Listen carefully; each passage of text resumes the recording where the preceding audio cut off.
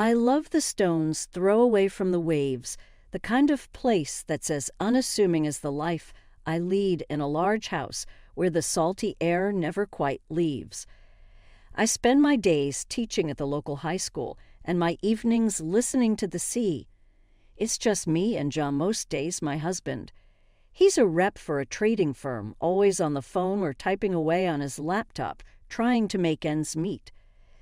Then there's our Annie out there living her fresh out of law school life. I remember the day she told she'd be specializing in divorce law. We were sitting right here at this old wooden table that's seen better days.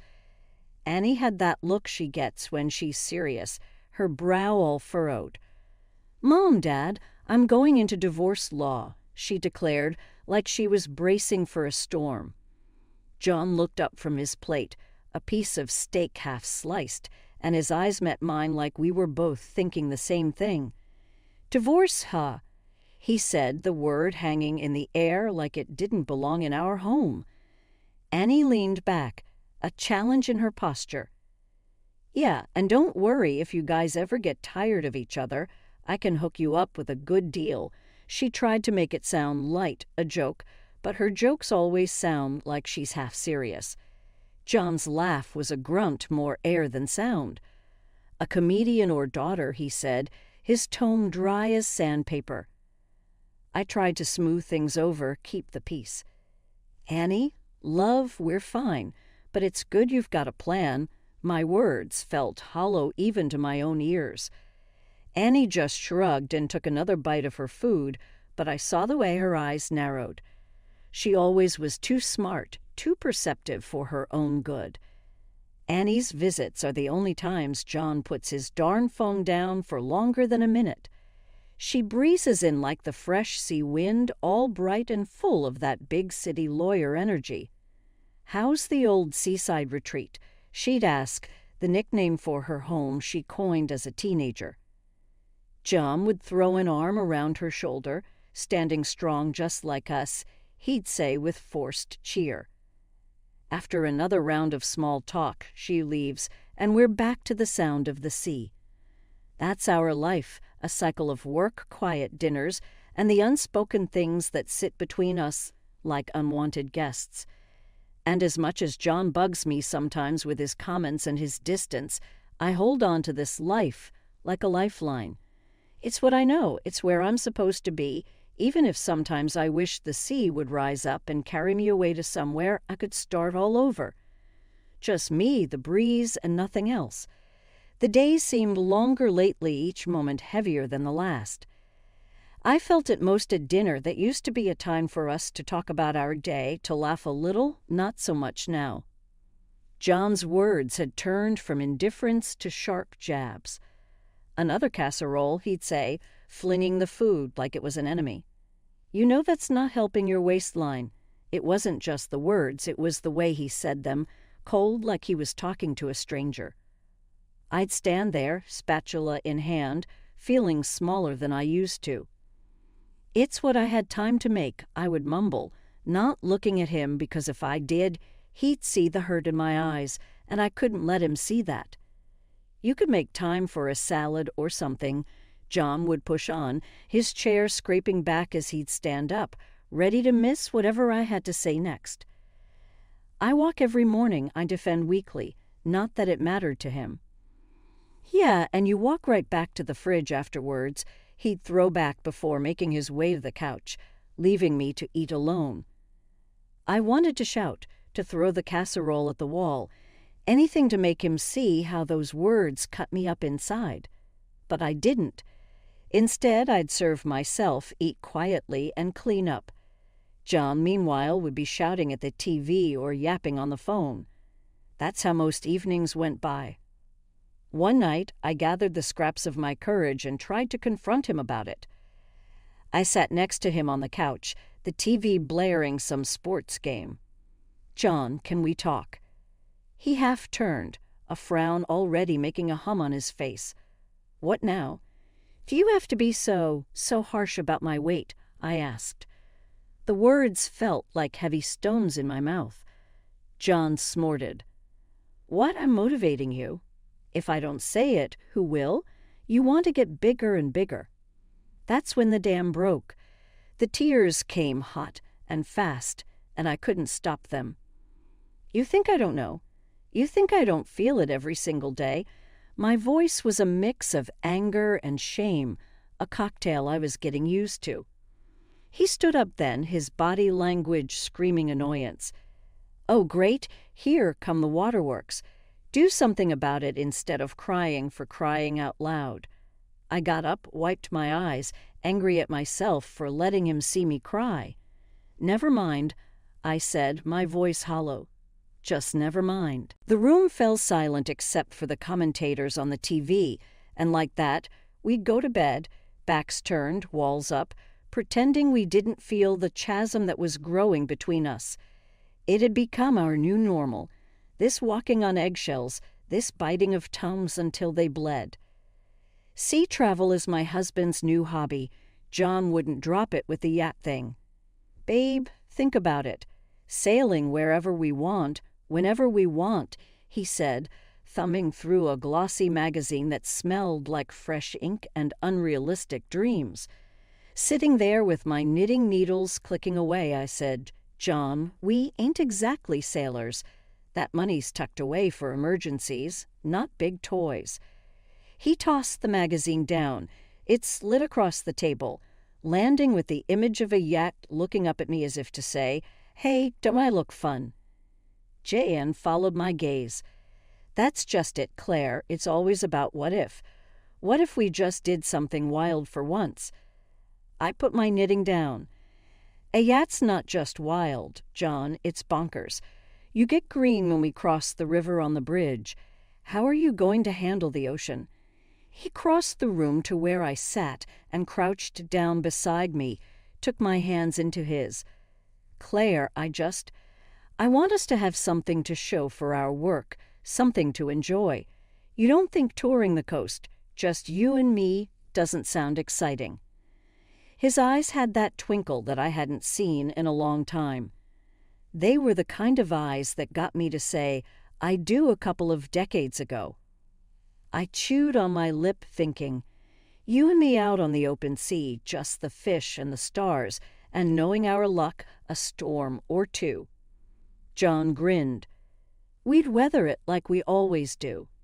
Here was my husband, a man that I've shared more than half my life with, looking like a kid asking for a bicycle for Christmas.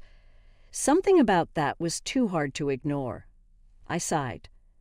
All right, I won't make any promises, but I'll think on it. Maybe some adventure wouldn't be such a bad thing. John's face lit up like a kid on Christmas morning. Really, you mean it? Yeah, I mean it. But I swear, John, if I see one hint of green on your face, I'm turning that yacht around and selling it to the highest bidder. He laughed and hugged me. Deal, he said, and I couldn't help but laugh too. Who knows, maybe a bit of sea air would do us both some good. But I was going to think on it long and hard first. There was plenty of time and reasons to be practical, but maybe the impractical was what we needed to shake things up. Maybe. The phone rang a few times before Annie picked up. Hey, Mom, what's up? Her voice always had a way of sounding like she was in the middle of something big. Annie, we need to talk. Got a minute? I sat on the edge of the bed, playing with the cord of the phone like I used to when I was a teenager. For you always. Shoot. I took a deep breath. So your dad has this crazy idea about buying a yacht with the money Grandma and Grandpa left me. A yacht. There was a pause, and I could practically hear her rolling her eyes. What are you going to do with a yacht? That's what I said. But he's all star-eyed about it. Sailing adventure, blah, blah, blah. I'm not sure. It's a big risk, a big expense. Okay, think.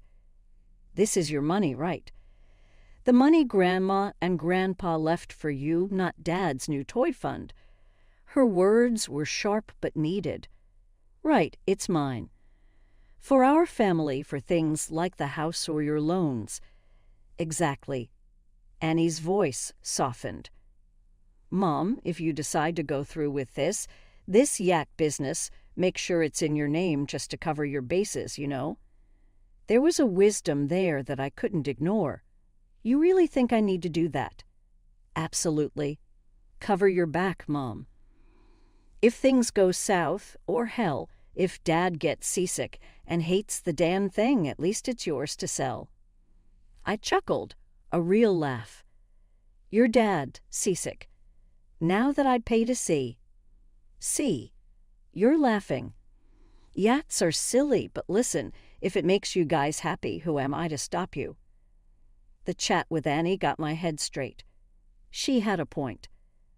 I needed to think about what I wanted and to protect myself if things didn't go as planned.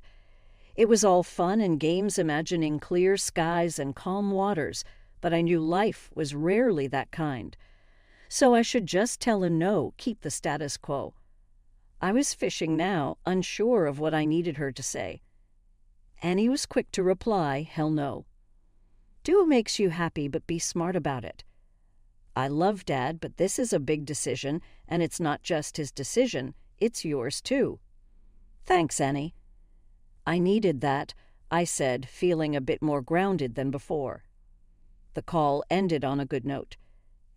Annie might just be the most sensible person I knew. The yacht. Maybe it'd be fun, or maybe it'd be the most expensive mistake of my life. But one thing was for sure, any decision made would be on my terms. I'll never forget the day John and I walked down the dock, keys in hand, towards what could have passed for a small house floating on the water. She was ours, and by ours I mean mine, because I took Annie's advice and made sure of it. But credit where credit's due. John was being good about the whole thing, sticking to his word. "I can't believe you actually did it," John said, a faint grin on his lips. "Neither can I said, my voice a mixture of excitement and pure terror. We sat on the deck that evening, just the pair of us, with a couple of cold beers. The sun was dipping low, painting the sky all sorts of oranges and reds. John broke the silence. "Claire, I know this was a big ask." "Thank you." I glanced at him, surprised. "You sure you're not mad?" "It's in my name." He shook his head. "Nah, you're steering this ship, figuratively, and I guess literally now." We chuckled, clinked our bottles together, and for a moment there was an easy peace between us that I hadn't felt in years. But life, like the sea, doesn't stay calm for long. The next morning I was clutching a coffee mug, staring out at the gentle waves when our neighbor, Ted, ambled over. He lived alone ever since his wife passed, and had the sort of face that told you life hadn't been a walk in the park. "Morning, Claire," Ted called out, a smile tucked under his bushy mustache. "Morning, Ted." Coffee. He held up his own mug, already on it. "Thanks, though, just wanted to say congrats on the yacht. She's a beauty." I nodded, appreciating his kindness. "Thanks, Ted." Still trying to believe it's real. "You folks planning to sail off into the sunset any time soon?" he asked, interest sparking in his eyes. I laughed. "Still working out the details, Ted." Ted nodded, took a sip.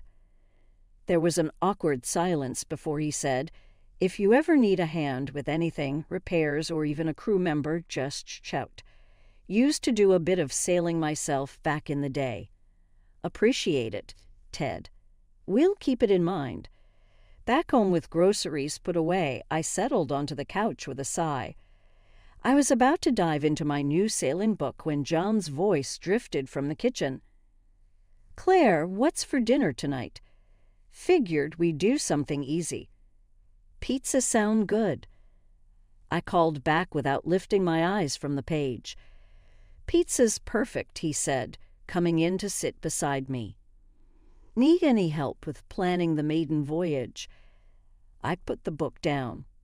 "Yeah, maybe. Could use some company going through these charts."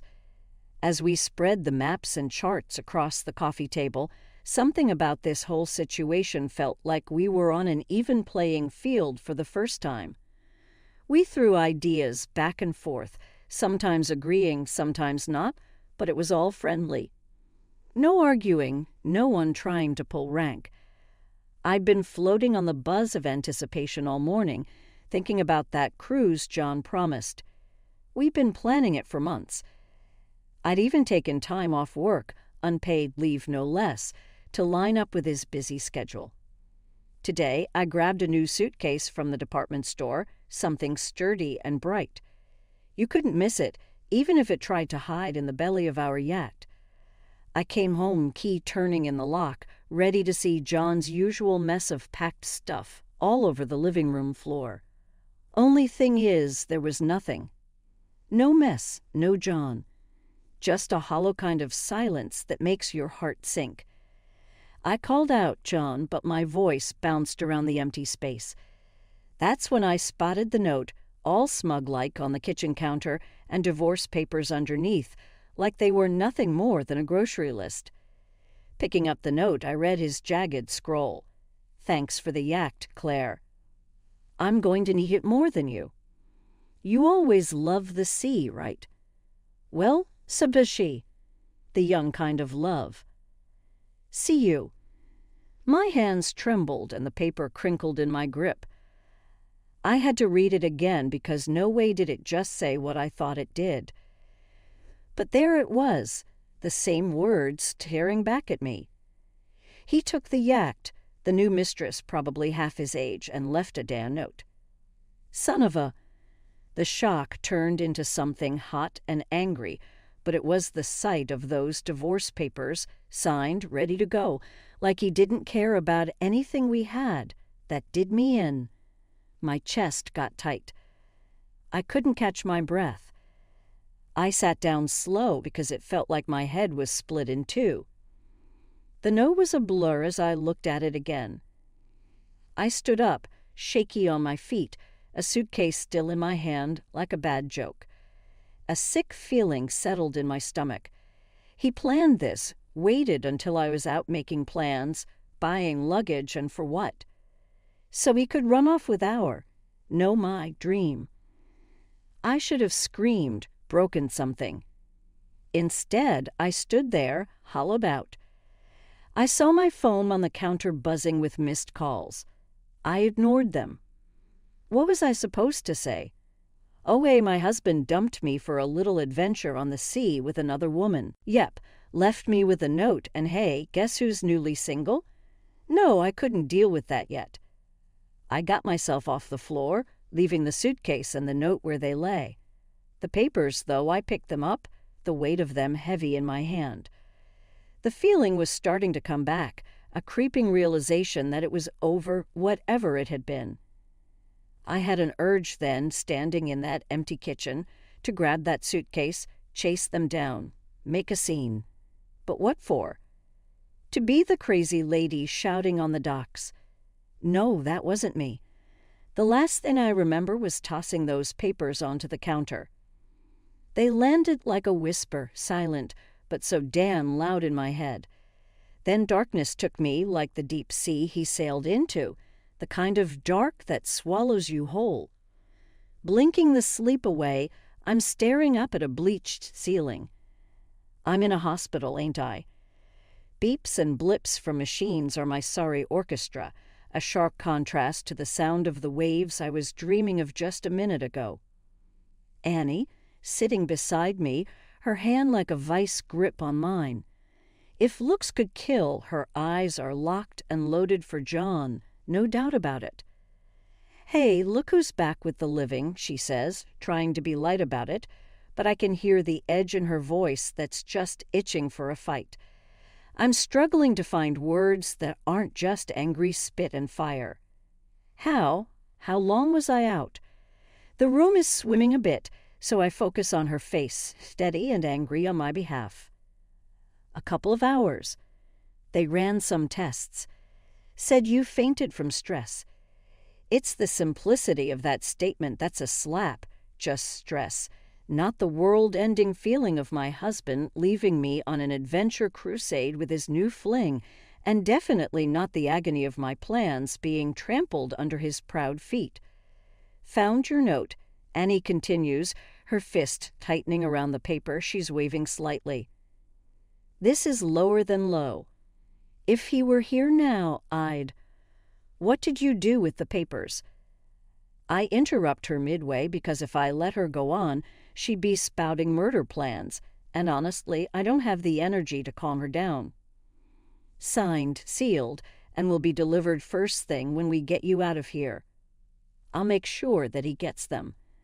The disgust in her voice is sweeter than any medicine they've got here, but the bitterness is still in my mouth, like I've been sucking on lemon wedges. Wait, I signed them. I'm scratching my head, not remembering a darn thing. Yeah, the nurse was a witness. You don't mess around, even half-conscious. I can't help but chuckle, which turns into a cough. Well, ain't that something? You need anything? Water. Revenge? A hitman. Annie's only half joking, I can tell. I try to sit up, wincing as the room decides to do a little spin. I need to think, need to figure out my next move. Yeah, that's the spirit. Annie pumps her fist as if to knock out an imaginary John.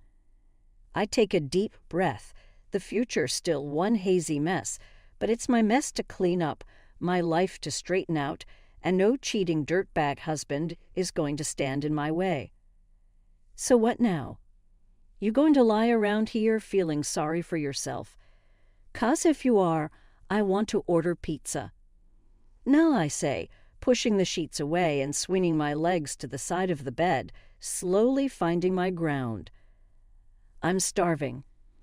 Let's get some pizza. That's my girl, Annie says, giving me a hand up. Let's blow this popsicle stand.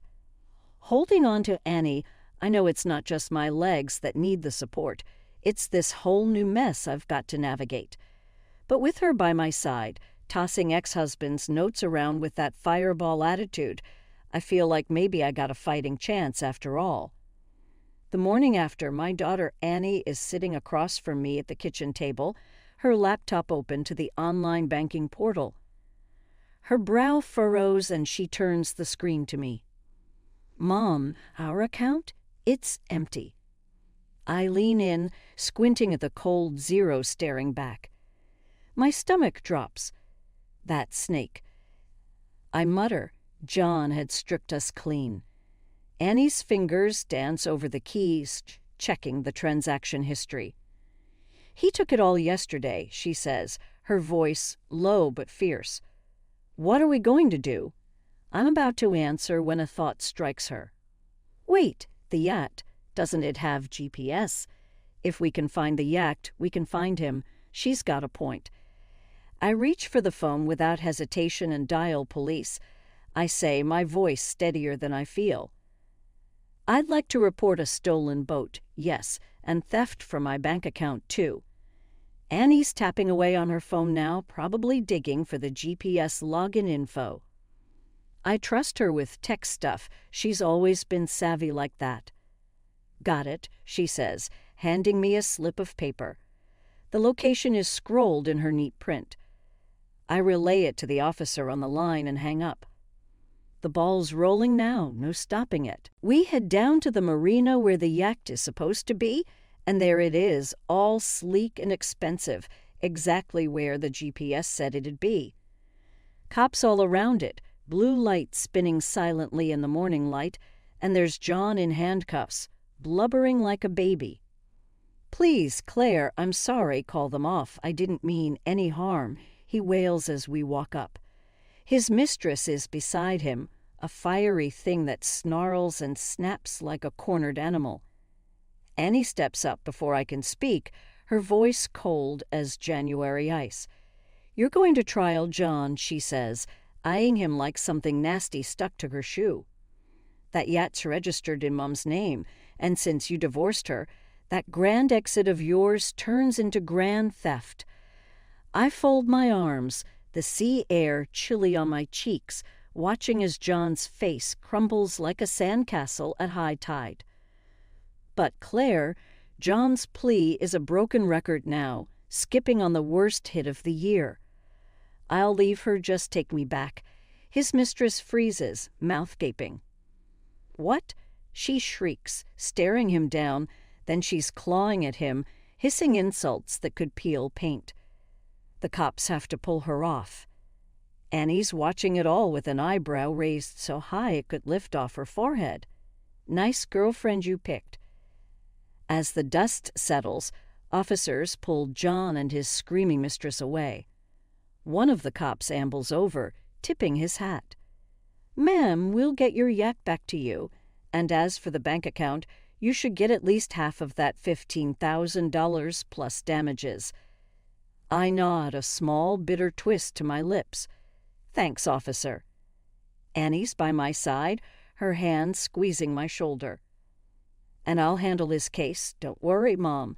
He'll pay for every penny and then some."